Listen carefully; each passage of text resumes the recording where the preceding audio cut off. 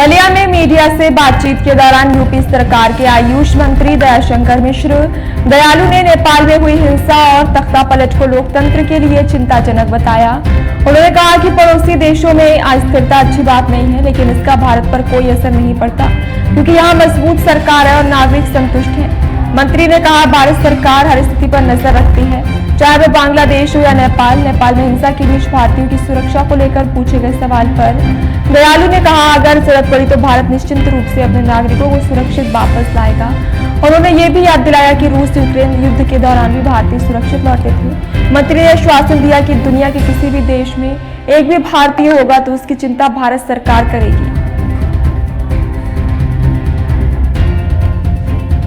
बांग्लादेश के बाद नेपाल में तख्ता पलट देने वाला एक ऐसा कांसेप्ट आने से नजारा हिंसा रूप लिया है और इसमें चुनाव पारित किया गया है। आप जरूर हो रही है सभी घटनाओं का कैसे देखते हैं बांग्लादेश और नेपाल में? देखिए, दुनिया में अस्थिरता का दौर है।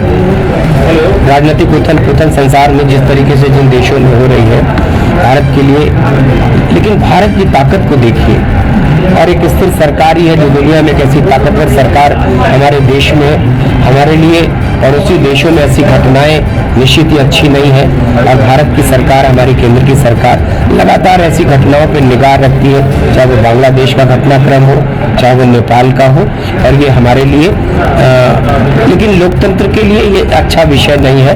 उन लोगों को, उन देशों के जनप्रतिनिधियों को और वहाँ की जो सरकारें थी उनको अपने लोगों के बारे में सोचना चाहिए। प्रधानमंत्री ने इस्तीफा दे दिया है कि इनका भारत से भी अच्छा रिश्ता नहीं रहा है। भारत के नक्शे के साथ छेड़छाड़ किया था। आज तक प्रधानमंत्री के तौर पर भारत भी नहीं आए।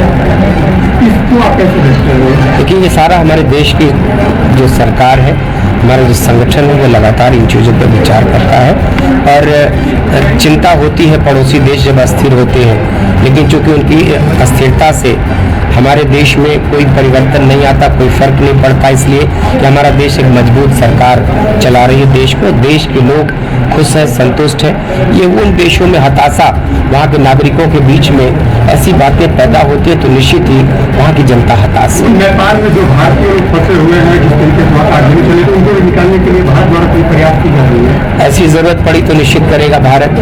आपने देखा कि यूक्रेन और रूस के युद्ध में भी हमारे देश के लोग सकुशल देश में आए।